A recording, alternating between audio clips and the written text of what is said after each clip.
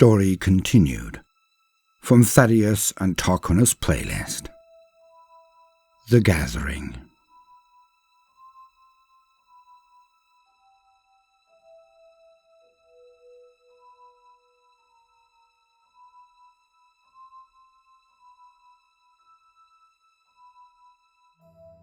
I stand in a place that is not a place, a time that is not a time. I exist, I think, I feel, but I cannot sense, I cannot touch. I do not feel the winds in my hair, my face, despite it feeling as though I am right in the eye of a hurricane. I am not in my body any longer. I am in the elsewhere. I am in the beyond. I am in the warp. From where we are, it flows out from beneath. It is all around, yet our perception is moved to a place that permits us to see all of it at once. A complex thing to explain. Some things must be experienced. As I say so often about this subject, the Imperium, it defies words, but I shall try. I see the river of souls as one stream. It moves fast and frantically, but it does not all move in one direction. Some substreams amidst the waters run backwards.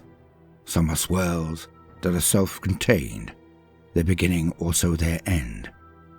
Some of these patterns, these segments of time and existence that are locked, they flow inside the river, but they do not move. Others are static points that the river crashes around, but never penetrate nor create motion of their own. Like black holes in space, they sit there, consuming all around them, yet not growing or shrinking. The river is that which was, that which is, and that which is yet to come. I know this. I have seen this before. My first tutor taught me this much, opened my third eye to the possibilities, wonder and horror of the dark realms. Yet, this is different somehow. We stand in a position that is different to any I have ever been in before. Always, I observe the river as a part of it, inside it. Images and feelings, memories and hypotheticals, all dancing across my vision, my very soul, as there is no difference between them here. So much again, she taught me. This is a realm of thought and feeling, a mere reflection of the deeds performed in our own reality, a twisted mirror reflection of the universe my body inhabits. But I know that my mind and soul have always resided in this realm. I thought once that I was a normal human, a baseline, as some call them. To many that is a compliment, meaning that one is genetically pure. To others, it is an insult, that they are somehow wrong by simply being different. Alas, in this universe, one with laughing, slathering dark entities with the powers of gods, it is, lamentably, the truth. The strangers to be feared, be it of thought, form, or action.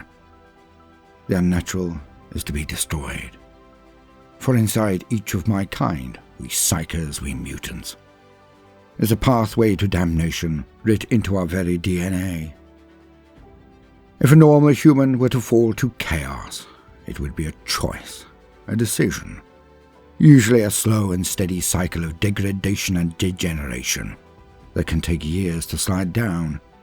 Yet, for my kind, it is merely the loss of control, a lack of concentration, for even an instant, and we are lost. For we can hear the siren song of terrible honeyed words being dropped into our ears, our very minds and souls. For we can see the things that wait in the dark, behind the veil. We can feel their enmity, their hunger. We can see their twisted forms and unhinged mockery of reality. One who can touch the warp, can perceive the other realm. Like me. They are called psychers.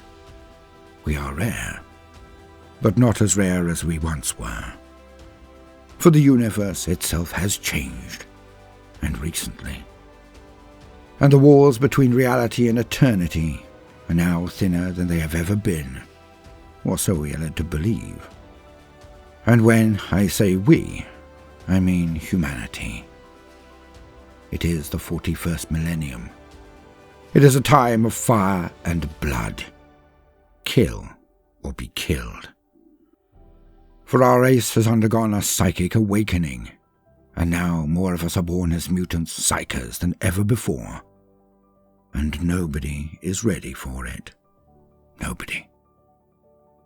But, as my new tutor has clarified, it is not just humanity.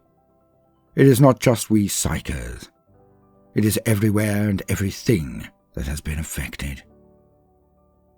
I stand in the realm of the Imperium, looking down at it all at once. Yet I am not alone. I have been brought to this place to learn. I am the first of my kind, perhaps, the first to receive this singular honor. For I am being instructed by Tan Irinade of Craftworld Anoon. I am being taught the arts of psycho warfare by a farseer of the Eldari. It is said that no other race has even come close to the skill, power, and knowledge of the Eldar in this domain. They are the best, without doubt. Hence, I am to be one of the most skilled and powerful human psychers that has ever existed. Also, both Thaddeus and the farseer have stated, I have learned much from him already. The first thing he taught me was building on my lessons from my previous instructor, the ability to hide myself, to suppress my own spark, my light in the darkness. I learned how to shroud my very soul. It will not work against the most powerful and cunning or perceptive of the denizens of this realm, but if we keep our distance from such beings, and where they abode, well, I should be much better protected than before. I should be near invisible to the base monstrosities who make their residence in this realm. Most of them. Each day I wake, and he is there, standing above my body, watching me. Disconcerting at first, I assure you, especially as I locked my doors and have wards and alarms set. He glided through it all like it was nothing. A minor display of power. An unsubtle declaration to my subconscious mind that he has authority. It works, of course. Damn him. Despite me knowing exactly what he is doing and why, when I open my eyes and he is there, I sort of imprint on him each morning. For the first few hours, I am compliant to his direction, without even thinking. I just react to his orders. This has been helpful in more than one situation. It has been a good few weeks now. I have learned so much so swiftly. I am mentally exhausted after every single session, which of course is daily. He has bemoaned it many a time. Oh, the training should take decades. It should not be rushed. I am a child with the keys to the universe and the very weapons to destroy it. Yet, he continues, an oath is an oath, as they say. But he makes sure I am aware of how deeply privileged I am. He pushes me even harder than my first trainer.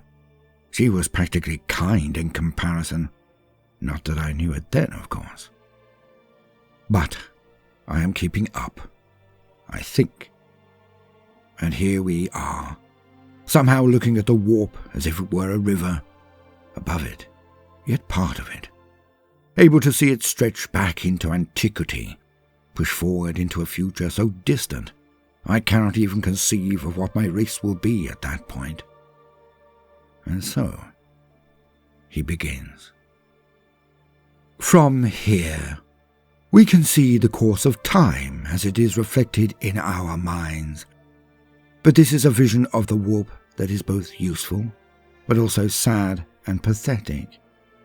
For we are merely framing things in our minds, so that we can understand that which is beyond understanding to your kind. I do not see a river, but I know that you do. For time occurs at all points in this realm. The birth of your first ancestor is as relevant now as the final breath of your last successor. Everything is one. And this is the cause of the issue. For once this realm was a paradise, a safe haven and source of wisdom and peace. But we changed it, all of us. We besmirched this holy place with wars and lust and destruction. We, all of us sentient beings, are to blame for this tragedy. And so, that which once gave us succor is now a place of pain and terror. Each act of tyranny, violence, and hate increases its darkness. But it is one, and we must be aware of it and respect the threat. It is the difference between how a human psyche and an Eldar interact with this realm that makes all the difference. Since the waking of the Dark Gods, the realm has been our enemy, as much as it was once our birthright. Your kind can never know the sorrow we feel towards this state of affairs. You have come to a dark house, and accepted it was always thus. It is to be feared, you know at least, but it is different for us. For once, we Eldari would exist here for ages uncounted before reincarnated back into a corporeal realm. That our souls are not ready, will never be accustomed to what has happened to our spiritual womb. So, we have had to alter the way we interact with the Imperium, and this is what we shall discuss today.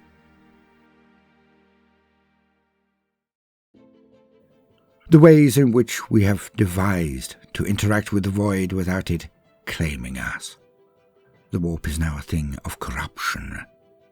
It is a sword with two edges, for to wield it is to invite it into your heart, and in no time at all it will end in wielding you instead, as it has done to every last practitioner of your race, bar perhaps only one, the child seer, your emperor of mankind. How is this done? How do we unsheath the sword without it cutting us? As a marine will tell you about swords, it is all down to grip and stance. For we Eldari do not haplessly lunge out with spiritual hands and gather the mire into them unprotected. We do not act as potters without protection from its innate corrupting effects. To draw upon the power of the warp is to draw it into yourself, as all Monkey psychers do. The more you swallow at once, the deeper you drink of this poison. The faster will it rot and twist your very soul. So, if you must ever drink, do so sparingly, and only to the absolute minimum required for the effect you wish. It is why your psychers believe they are mighty, mightier even than we Eldari. They drink to the point of drowning and vomit up boisterous showy power, never admitting that this is a false act. Some say the humans shout their power, but no few words, that we Eldari are swiftly spoken, yet no entire lexicons of power. Yet this is not the entirety of the situation. It never was. It is because we know what we do. We know the cost, and thus we only use that which is required. It is a stark difference between the short-lived and the divine. If your kind had our longevity, if humanity were near immortal, then inexorably, all of your kind, all of you psychos, would fall eventually. We cannot give even slithers of ourselves away so rashly, for by dint of our length of life alone, we have far greater opportunity to be left a shadow of ourselves as time marches forward. Thus, we make sure that we only use that which is required. But even then, we do not grasp the power of the warp directly. Would you put your hand into a forge to collect molten ores to work? Nay, not even your kind are that foolish. You would use receptacles and gloves at the very least. And so it is with the way we use the warp. We try never to harness its power directly. Where the body uses physical protection, so must we the mind, and like gloves formed by cloth or steel, we create shielding for our heart and soul. We call them the runes of power. These are structures, thoughts, feelings, memories, mantras and matrices that create symbols that contain the power of the warp. It is drawn into them and forms a proxy layer between our souls and it. We draw the power into them, not through them. For there is no cleaning the power of the sea of souls. Not now. Perhaps never. So think of these things as reservoirs of power. Like a collection of water that can be used, but that which you would never imbibe yourself. By the use of the correct runes, in the correct order, the powers of the warp can be actualized and deployed as you see fit. But it must always be with the care and attention of a fine smith. An artisan, no matter how skillful, will end his days swiftly if he were to lose his balance before a forge, to topple in and be ended. And thus it is with the fires you will use to forge the realization of your imagination. You, like the smith, must be ever wary of your charge, your materials. You must be more terrified of the tools you use than any who you display them to, any you unleash them upon. This is a lesson I would usually leave the initiate to ponder for a full cycle. For the information, the understanding, to not be known, but to be felt. To be incorporated into every action of every day. To become a part of the warlock and their every breath, their every meal, their every dream or flight of fancy. Control. Without it, we are nothing more than animals, and without it, we are doomed to become base tools of the dark powers. You must not just know this lesson to your very core, you must exemplify it, for you are not Eldar. You have been robbed of that virtue. Not just of talent, beauty, of mind, body and soul, but of the decades and centuries we take to learn this most formidable of all building blocks. For the Eldar are forced to take a path, and this is more than any human job or vocation. This is an all-consuming role, hobby, goal, passion, an entire reason to live. Although these paths, these roles may change in time, it is usually when one has perfected their art, have nothing more to learn, and then move on to the next path that attracts their soul. It is a way of being, and the path defines every action, interaction, activity, or even dream. The Eldar are near omni-talented, so to constrain ourselves to but one thing, one path, is to experience a need for control so overwhelming that its depths are near impossible for a non-Eldar to even understand. But perhaps you can. But it means that any who progress to the path of the warlock, the practitioner of the warp, especially in the arts of war, is not permitted until an Eldar has walked many a path before. Most often, it is the warrior lodges of our people, the aspect of Cain, that draw an Eldar to the path of the warlock. But no matter their previous paths, They have this level of control ingrained into their very being. They are used to the control. You are not. So, this is why a human cannot be taught by an Eldar in these ways.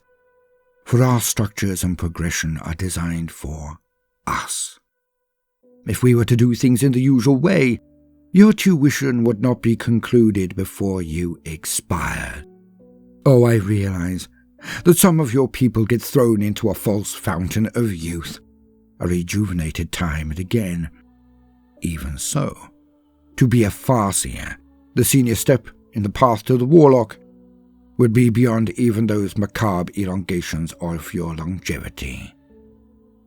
So, we have never attempted this before, not purely because of our natural differences to humans, but because of the constraints of your pitifully short lives.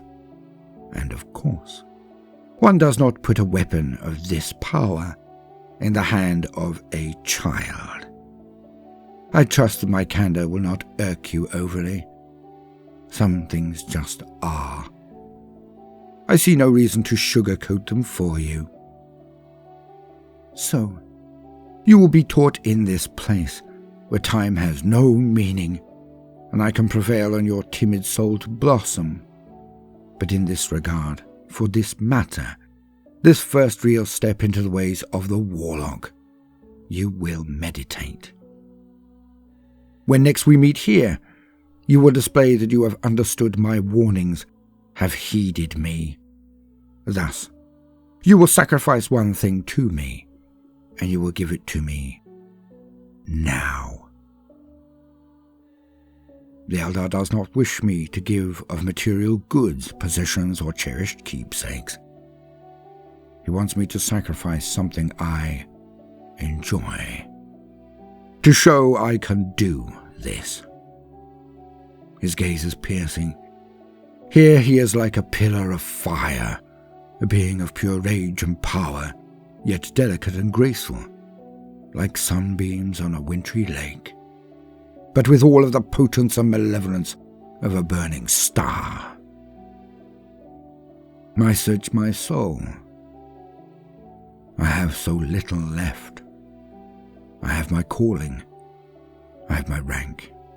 I have my power. I have my weaponry.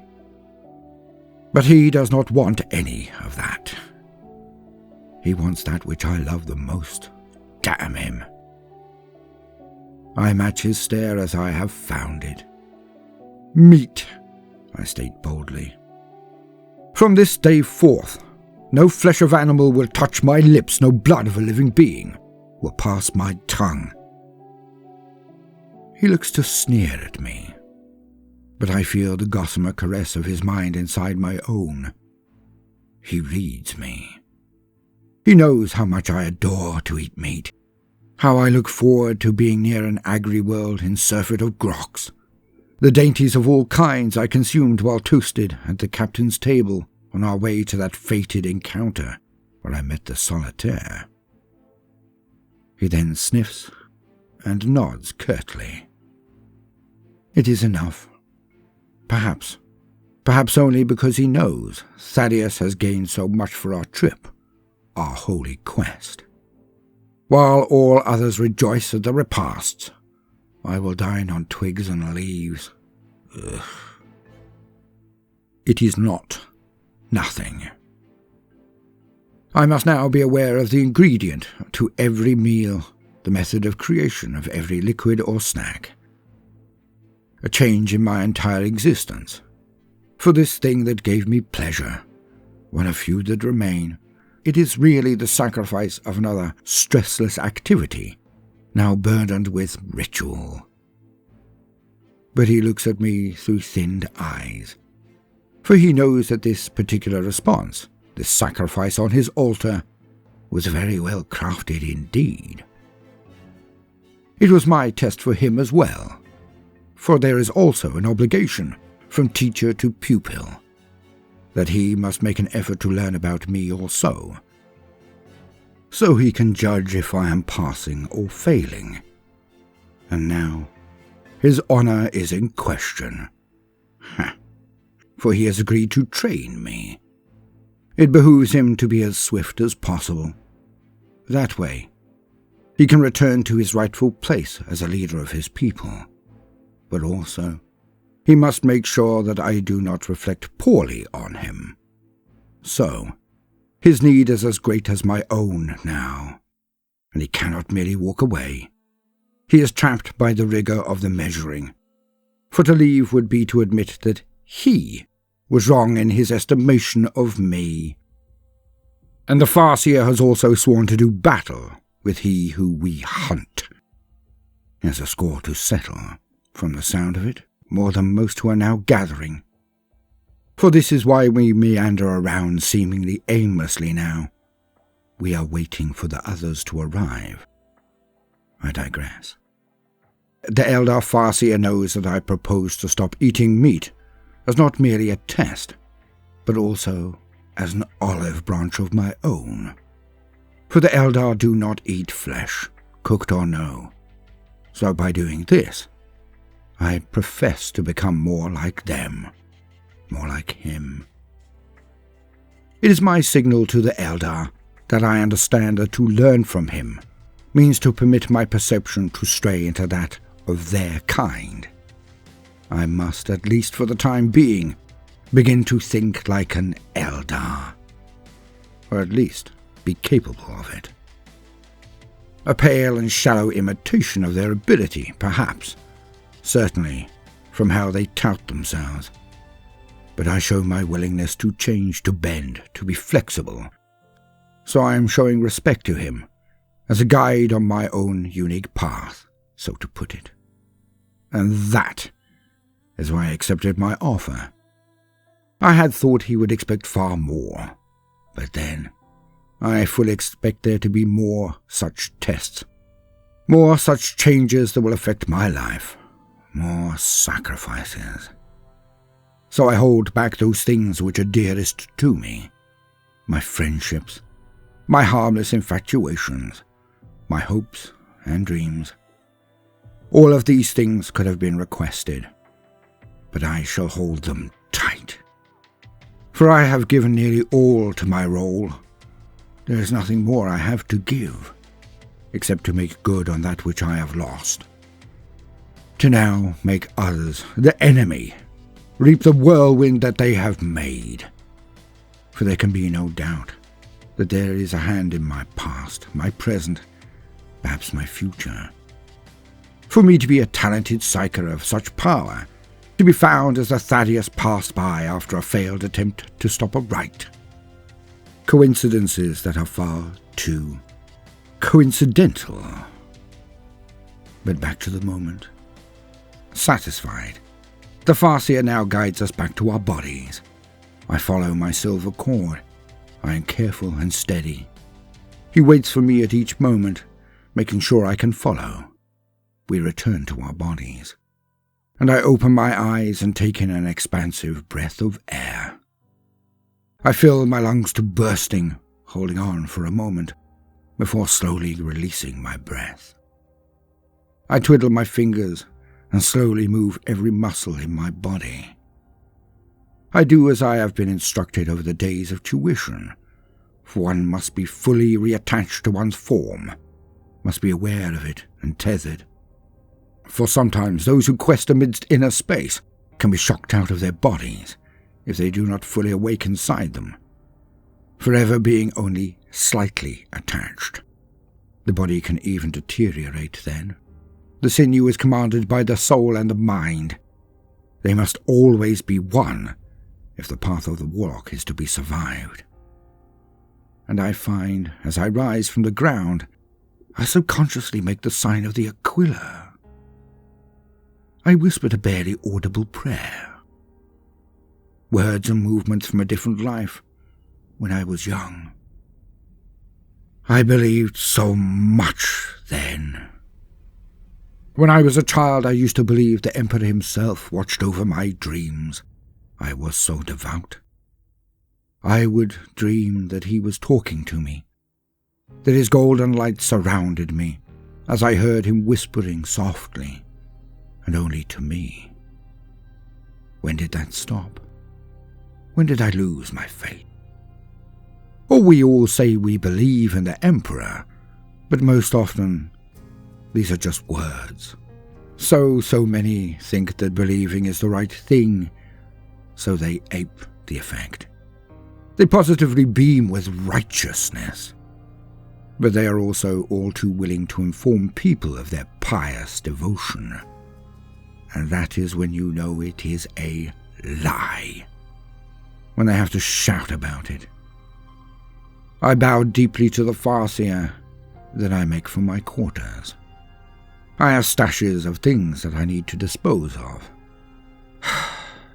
Food, stuffs. I am still young, and I get peckish something fierce some nights. But as I trudge there, I lose myself in my thoughts again, keeping only one mental eye open in case of Devlin or Louis. Thus do I head to my next destination. For I like to check in on my ward every day.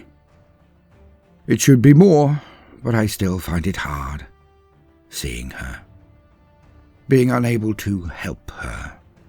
It will come, but the time is not being kind to her, for she remembers the touch of evil. She recalls the things she witnessed while in its thrall. I walk to where we are keeping Santara under lock and key, for I cannot say that she is free to move around the ship. I did try that, much to the obvious incredulity of Thaddeus, but he let me make my own mistakes. I left her alone for only a moment, and she dove on a knife. She had it swinging towards her neck as I re-entered the room. I paralyzed her with the power of my mind. I hated doing it, affecting her again, robbing her of her free will again.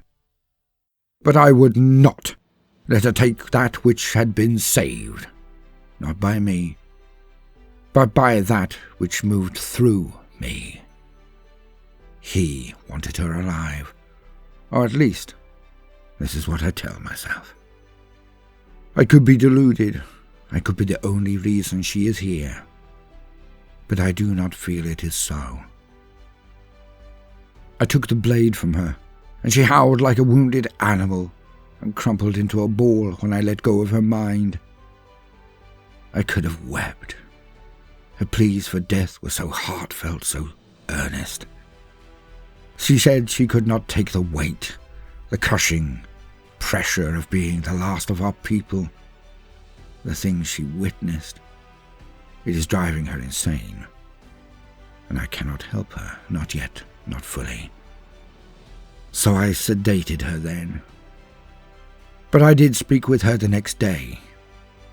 She has moments where she seems to keep it together, but I know this is an act, a veil she is putting up, waiting for any opportunity to end it all. So I had to tell her the truth. I softly spoke to her, but I had steel in my voice also. She is shattered. I must not only be her carer, but her father figure. For am I not the head man of our people? The last head man of our people. She needs my strength now. And I told her. She is not ready.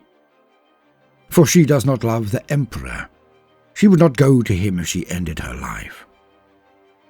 I revealed that she would be consumed by those monsters she feared.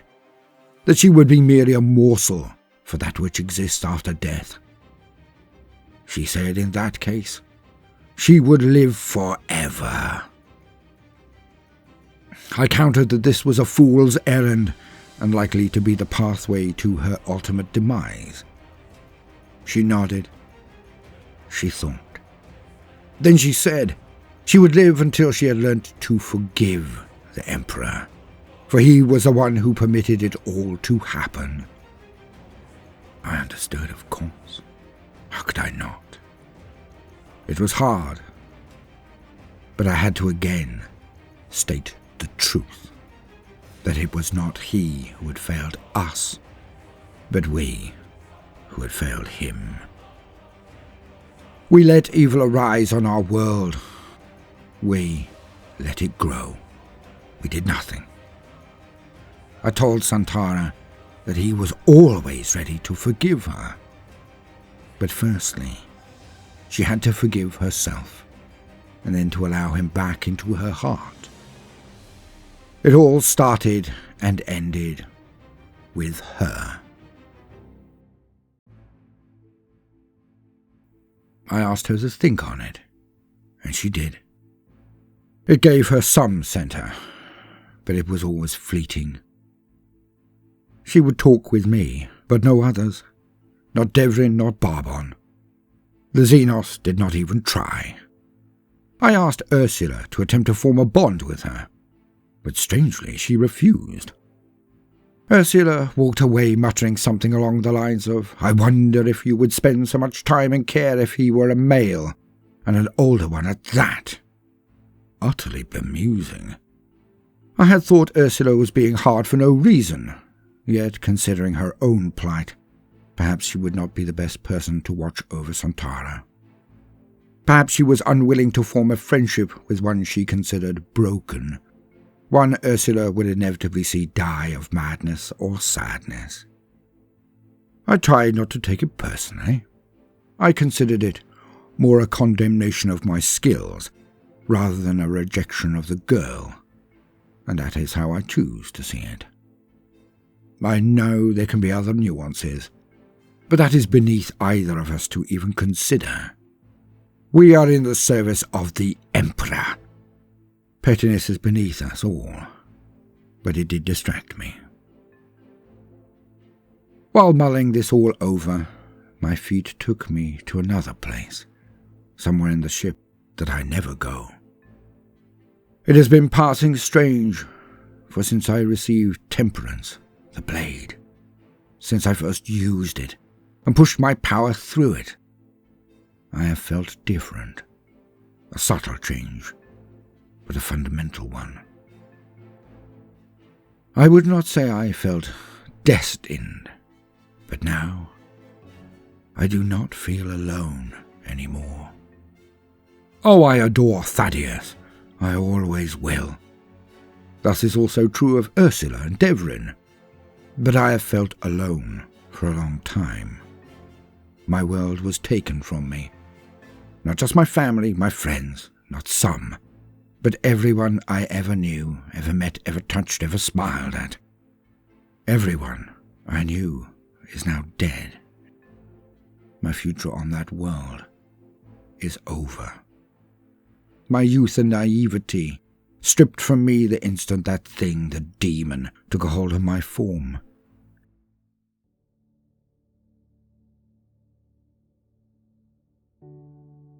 Yet, here I am.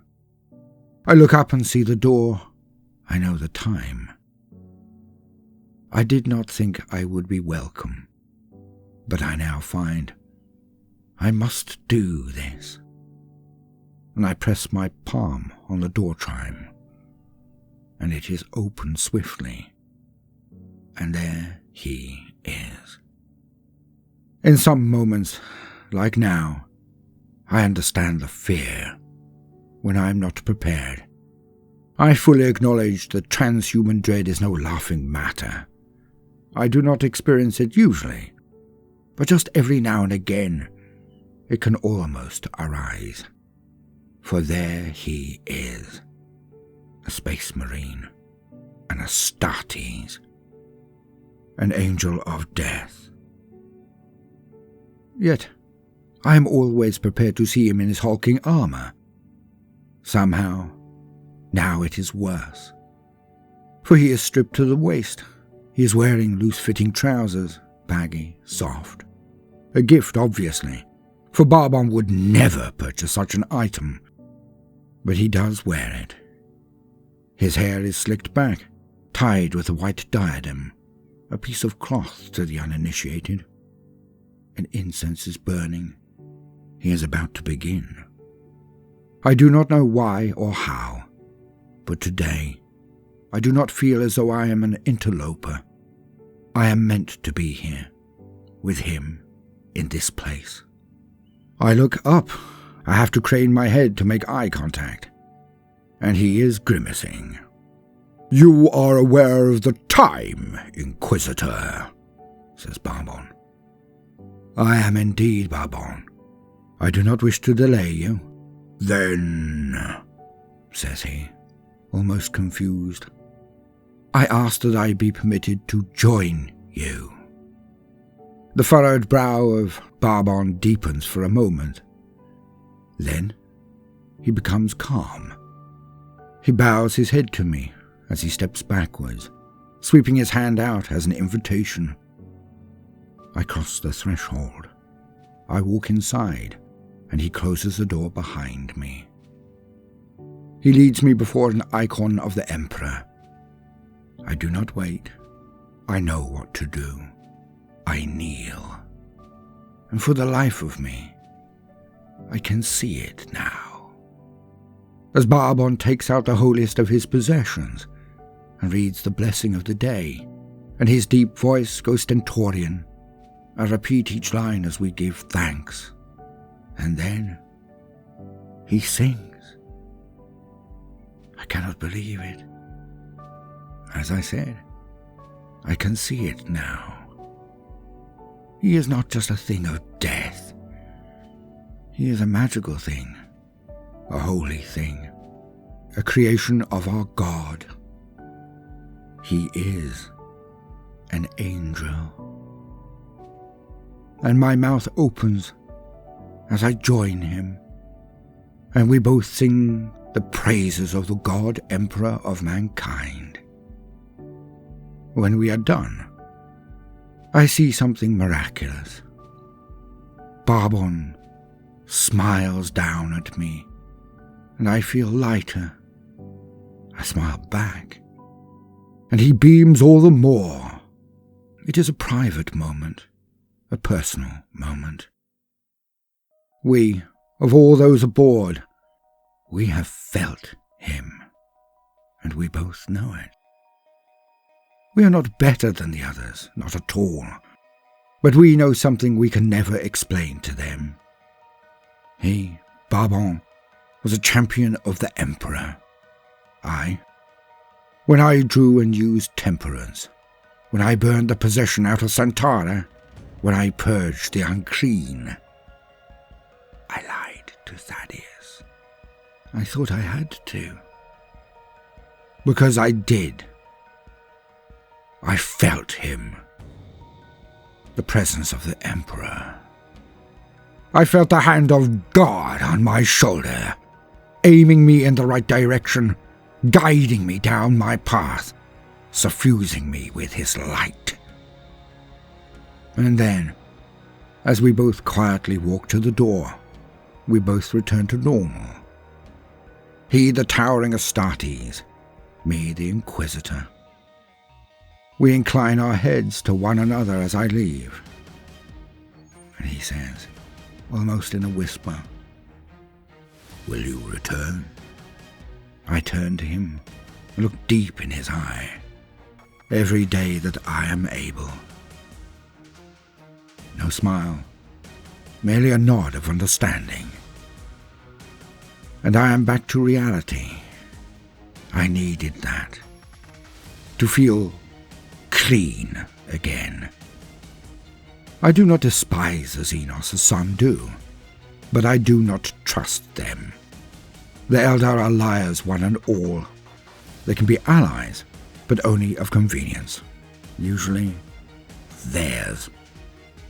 And to think like one of them, even to attempt such a thing. Ugh. I needed to feel one with my people again. And I now have this yearning. Since that day, that act, I wish to give him praise. For surely, without the Emperor, I would be dead. Santara would be a demon, our group charred and picked over, our race eventually slaves on fodder, chattel for thirsting gods. I know he exists. I know he was a man, but now I believe he is more than this.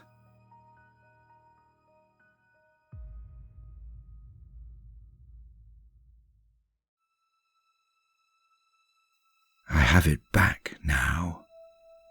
The one thing I lacked. Not power, confidence, skill, or patience. I will develop all of those in good time.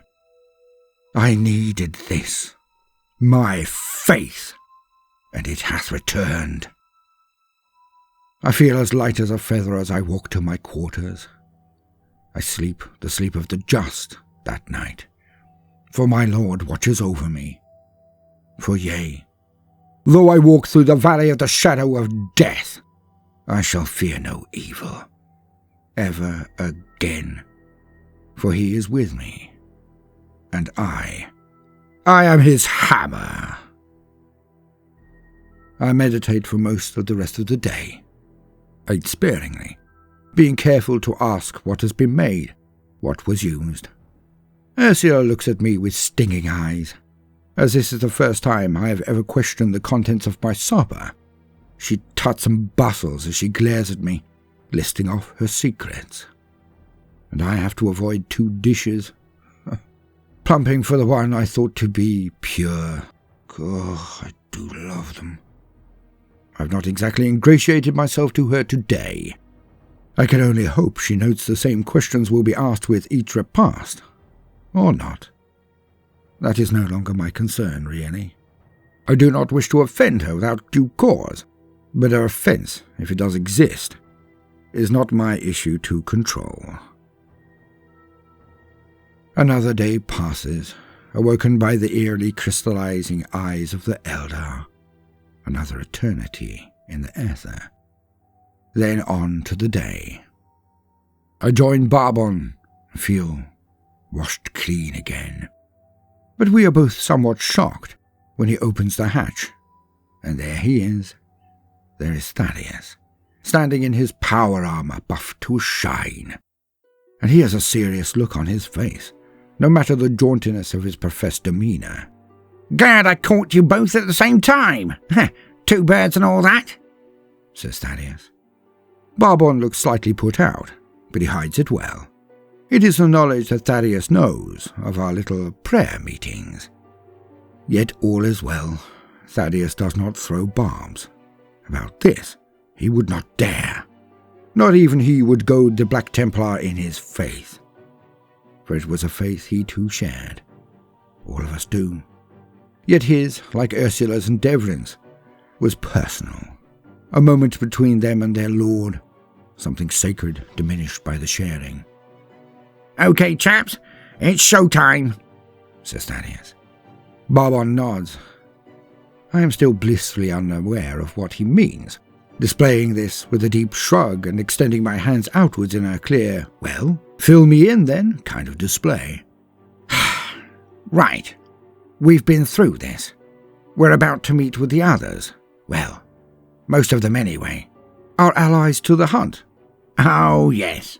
Other tradition members? Right again. Then why are you and Barbon looking like we're about to go to a wake? Barbon rolls his eyes and walks back to begin putting on his armour. "We've discussed this, Inquisitor Tarquinus. Do you need a moment to recall the details?" He says with a look that would only be more condemnatory if we were wearing spectacles looking down them at me. No, I recall. We will not know if these other Inquisitors have been turned. This is the deadliest moment, when we take stock of them, and they return the favour. "And if either side don't like what they see? What then, Tarquinus?" I fire a spray of bolt shots, attempt to shut down the minds of their heaviest hitters, while drawing temperance and charging them. Or I take cover, if they bring forces so resilient as to rebuff my powers. Am I close? Thaddeus beams at me, but the mirth is not reflected in his eyes. "Top of the class again. You know, I think keeping you about may have been a good decision. Ha ha. Don't make me regret it," says Thaddeus. No. I shall not. I take it our guests will not be present? "Guest," shoots back Thaddeus. "The Heart of Fire will not be involved, but I would bring your entourage, just in case. Because if you get yourself killed while he is not around, well, He may end up chasing you into the warp to exact vengeance. Never toy with the loyalty of a harlequin. Ever. More to the point, if things go tits up, then we will need every advantage we can get. So, literally, every hand on deck. Also, to be fair, I haven't told you yet, but we are about to be working with some, people that you may not know about. One is Ordo Xenos, the other, well, have you ever heard of abhumans? Oh, yes. We had some beastmen visit from the System 1 over sometimes, but we never got near them, really. They looked a bit, well, odd. Well, this particular posse of pals is from a substrain of humanity known as Homo sapiens rotundus. But for the love of the Emperor, do not go round calling them that. They like to be called kin, so address them as such. And calling them abhumans may not be the best move either. In fact, around them, well, just keep your mouth shut until you know the lay of the land, eh? So pretty much the same with the Eldar. Shall we just call this a regular standing order, Thaddeus? To be honest, it's not the worst idea you've ever had. Wait a minute. Homo rotundus? Squat! You are not going to suggest we work with Arnhard again? Karl Hivor Arnhard had a lot on his plate at Bellinger 5. I see it more of a slip than a character trait. Thaddeus, rumbled Barbon. Look, we're going to need more muscle, and after Bellinger, he and his hold are hungry for some payback. Their hate of our quarry should more than eclipse any other concern. Should. Should is the best you could do, said Barbon. Barbon, old chum, this is one of those times when you say, yes, Thaddeus, and we move on. Understood? Yes, Thaddeus. But if they so much as look at us funny, I am taking heads this time. And I am relying on that, old friend. I am relying on it. This does not sound good. It's all water under the bridge. We've a bastard to hunt. And Karl Arnhard brings something we desperately need to the table. Which is? An army of very angry, very aggressive wee buggers who are absolutely above suspicion.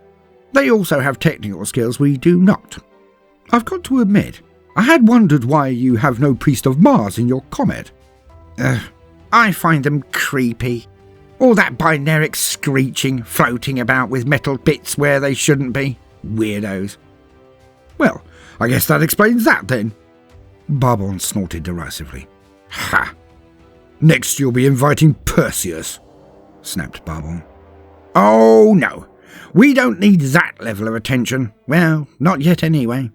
At that, the Marine gawped at the old Inquisitor, then threw his hands over his head in consternation, and returned to putting on his power armor, which he did loudly, with much bashing around, as he did as the old man expected. Thaddeus looked at me and rolled his eyes comically, then threw his hand over my shoulder as we walked.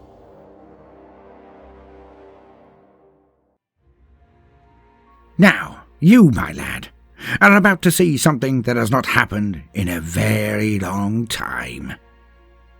A gathering. There will be 2 of our colleagues in this prong. This prong?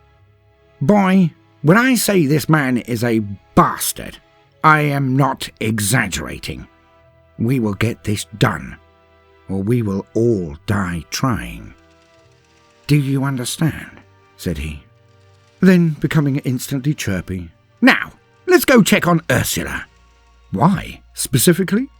Well, I want to see if she has killed Devrin yet. I am baffled. Help me out here? Oh, of course. I forgot you weren't there when we discussed it. Busy with your training. How's that going, by the way? It's hard, but I am taking it as much as I can as fast as I can. Indeed. Of course, I know you are doing well. How so? Because your Eldar tutor hasn't been whining or laughing at how bad you are at it. In fact, he's about as quiet as an underhiver when the Arbites come calling. Which Means I am doing well, then? You bet your ass you are. But don't slack off. I want that Eldar to remain quiet. He's so grating when he's gloating. Ursula? Oh, yes. I asked her to prepare the banquet. Banquet? Inside. I think of all the foods I will not be able to consume. Oh, yes. Team building happens in a million tiny ways. One of the most subtle and overlooked, yet most important, is to eat together. So that is what we are all going to be doing. So why are we checking on Ursula? She's nearly as good a cook as Barbon. Because I asked Devrin and his boys to help out. So if we find a trail of jungle fighters with their heads twisted off, we back away and we call it all off. Ursula has been rather testy of late. He eyes me up. I hope there isn't any issues I have not been made aware of betwixt the two of you. Holy throne, no. Not from my end. Joy. Oh, by the way, boy, hell hath no fury. What does that even mean? Oh, you'll figure it out in time. And at that, we walked on.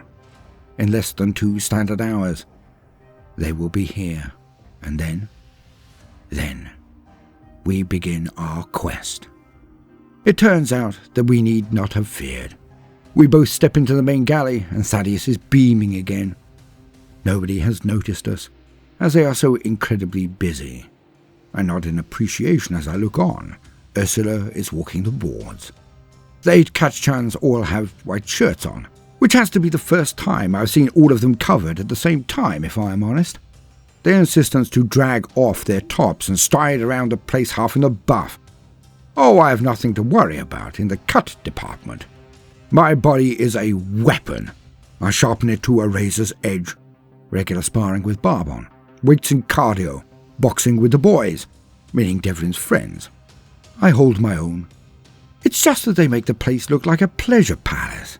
Wandering about stinking of sweat, gun oil and all half naked. And it distracts Ursula a bit too much as well, most of the time. But seeing them all with bandanas covering their hair, not dancing to her tune, never that. They are Katajan jungle fighters. Some of the hardest men who have ever lived, ever. But they are organized, disciplined and directed.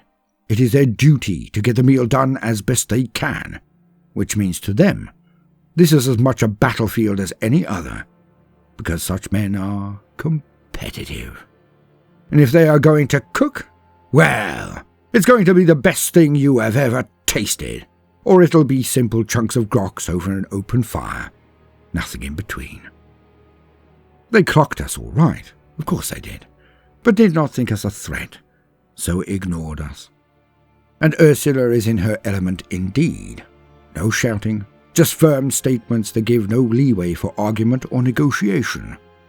I never realized she had the presence for leading, but then, with Barbon and Thaddeus about, she doesn't exactly get much of a chance. Good to know. And so, Thaddeus and I just wink at one another and back out. I then jog to my own rooms and hastily start to don my power armor. And within half an hour, I am heading out again, righteously tooled up, as Devrin would say. I have my enhanced power armor with psychic hood, with additional stim healing packs, my personal master-crafted bolter, the blade Temperance, with my icon, which is a refraction field. The 2 rings given to me by Louis, one for burning, one to be used only in dire need. I have my deck of tarot in my power-armoured bandana of everything-proof pouches, wherein is also my assortment of holy tinctures, waters, oils, and other icons. Clips for the bolter, a drink and a nibble that I have discarded as it is dried meat. Perhaps it should have been sorting myself out instead. Oh well, I made the right decision at the time. Second-guessing myself is wasted effort.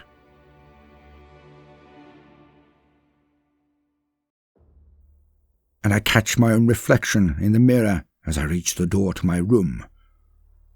And there he is. Not the Agri-World survivor, not the understudy. I see Inquisitor Tarquinus. I nod curtly to my visage. We are ready, and I turn my mind on in near every respect. From this point onwards, I am aware. My mind precedes me, my senses open to every scuff on the wall, every mote of dust. I am activated. I find Thaddeus on the bridge, of course. The vessels we scanned earlier are making their way from the Mandeville Point. 2 of them. One is a frigate-sized vessel, the other a more modest trader. But one does not have to have auspex to know that this is not the whole truth. I'd wager either of these ships packs a punch, because ours certainly does. Yet, when they are nearly upon us, a rent opens a little too close for comfort, as a huge vessel comes out of the tear into the warp.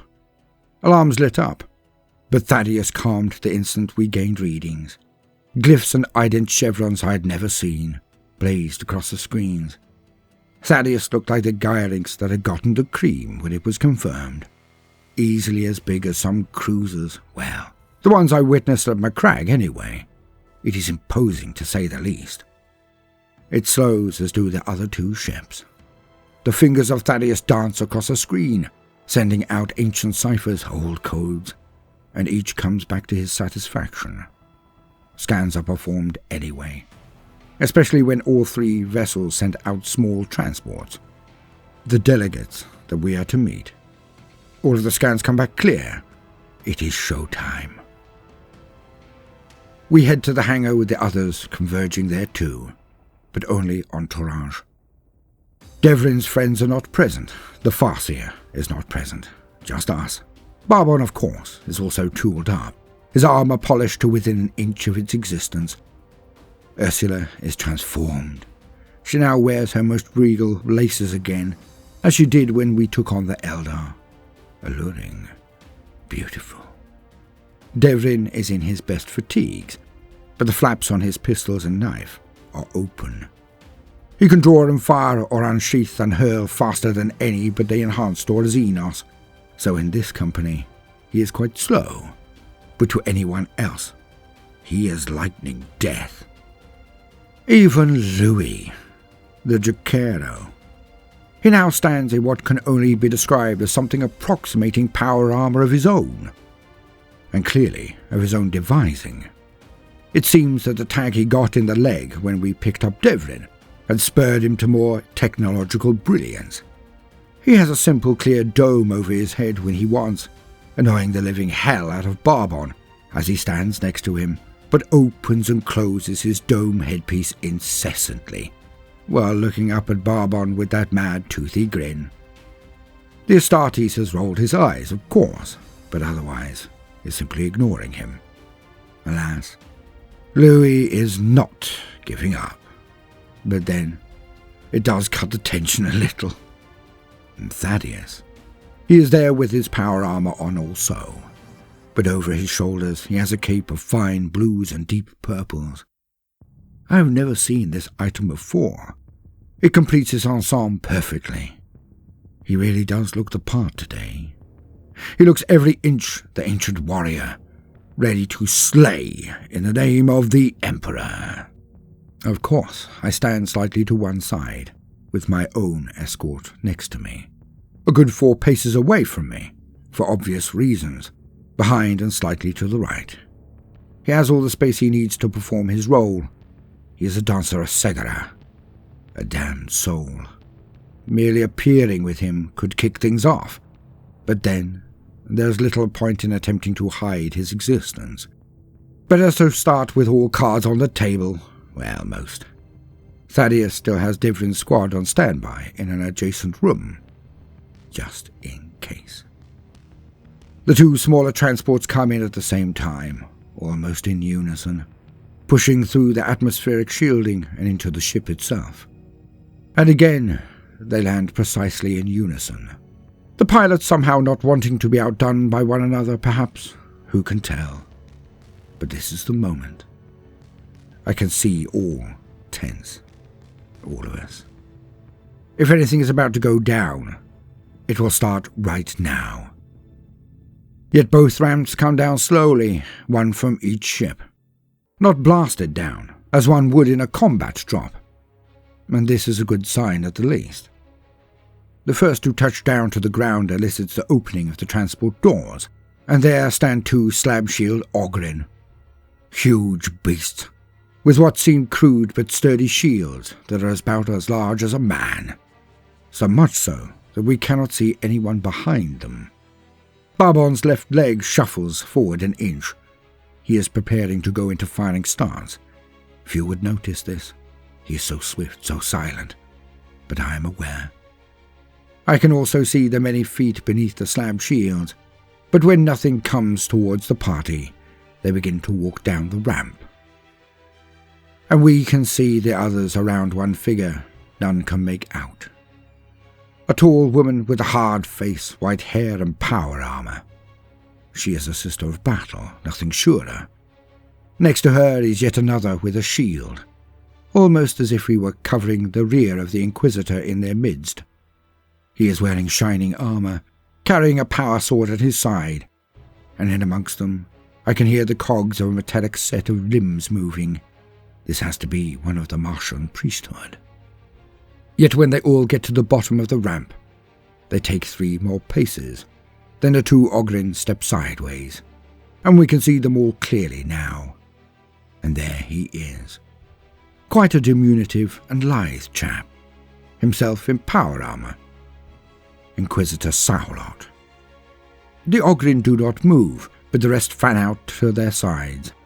Yes, a sister of battle, a crusader with the shield, a tech marine of the Mechanicus, and some form of scribe. At the least, he wears the robes of the administratum. The small face of Saulot brightens as he sees Thaddeus for the first time, who is wearing a huge toothy grin of his own. The Inquisitors may well appear more relaxed, but none of the rest of us are. I'll get into that in a second, for this is when the other ramp hits down and their doors open. And the difference in styles is instantly manifest, for there she is, Inquisitor Vermilia, right at the head, flanked by 2 space marines, one in the colours of the Raven Guard, one in those of the Blood Spears, both helmed, as is Barbon, but the Blood Spear is a Primaris. He is much larger. Vermilia holds the reins of 3 huge cyber mastiffs that growl and pull on the leash as she walks them forward. They pull it taut, but there is no real pressure.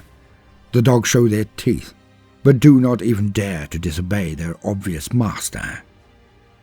Behind those 3 walk a plain man in a simple bodysuit, yet I find I cannot look at him for long.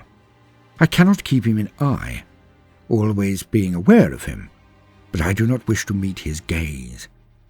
There is simply deeply wrong with him. Deeply. With him comes an even smaller man, with big, hairy, bootless feet and a long rifle in his hands. Homo sapiens minimus. A ratling. And a rather wizened one, by the silver in his side chops and the cloud-like puff of white hair on his head. Lastly, a young man, perhaps my own age, perhaps younger. He looks almost timidly around, like the sort of person who always makes a beeline for pets or war plants in a party. He wears an icon or so, but not a full one. So, he is the understudy, Castero. For this is Inquisitor Vermilia. One of the most deadly women in the galaxy, is what Thaddeus told me. If anything, she is bringing the muscle. She is a psyker, as is Saulot, yet her powers run to purging, is all Thaddeus would tell me. She stands at about the same distance also, throwing back her head and laughing, as she now looks to Saulot and my senior, Thaddeus. But all go quiet and do not move as the last transport comes in, heavy, lumpen, and bristling with ordnance. It is the strangest ship I have ever seen. Well, it is the exact opposite of the loveliness of the Eldar vessels. It just looks equally alien. All parties tense again under the sights of this ship, but it lands in the midst of the other two, and a different form of platform comes out. It is loud and crashing, like tortured folded metal unfurling, and it clangs as it makes contact with the deck. 2 doors peel back, and there they are. If I were not so close, I would think I were further away. Because of the effect, the mind-scrambling vision before me. For 2 lines of warriors in power armor come down the gangplank, each far more square than a marine, yet they are shorter as well. Like you are watching marines through a corrupted mirror, squished or squat. But I have been warned to remove that word from my lexicon. Thaddeus has warned me of this one ultra-serious issue. Never refer to their height. Never ever use the S-word, even when they are not present. And I can see why now. The kin in their power armor now form a ceremonial line on either side. They stand to attention, showing their large melee weapons in ceremonial grandeur. And down walk 2 figures. One is another of the kin, their leader. The other walks 1 pace behind him and to the right. But he has a sheened metallic domed headpiece. It is impossible to see anything through it. And the Lord is covered in gilded runes I do not recognize. They have no power in them, but he carries what can only be a bolter and a power axe of some form. Girt for war, yet neither weapon is drawn. He walks to the head of his men, at about a distance to that of the other guests, and stamps his feet as he ends his movement forward. His friend stands next to him now. His golden face mask is a wonder, as he then takes it off, and in that moment we all flick eyes at each other. Barbon is clearly measuring up not only the other Astartes, but the Ogrin and the micro-terminators of the kin. Ursula and I cannot help peeking at Vermilia, her understudy, and that other bland chap in her entourage. The tech priest glares at the kin and Louis with an intensity I have to put down to robotic mechanical precision. Yet the amount of adjusting of its eye scope gives off its attempt to categorize all present. The little square man now releases the catches and his golden helm is removed, and he looks like a rock with eyebrows, if truth be told. Well, to me anyway. His skin is leathery at the best, cracked like the walls of a citadel after bombardment. His only outwardly human trait seems to be the long, lustrous beard he touts, well, along with eyes and nose and eyebrows, of course. He either had it wrapped up in his mask, or had it tucked into his armor. But now, the beard weighs down to where his pectoral should be. All nod. All look at each other. It is about to begin. And that is when warning klaxons scream out, and the lights turn instantly red across the entire bay. We are about to be under attack. To be continued.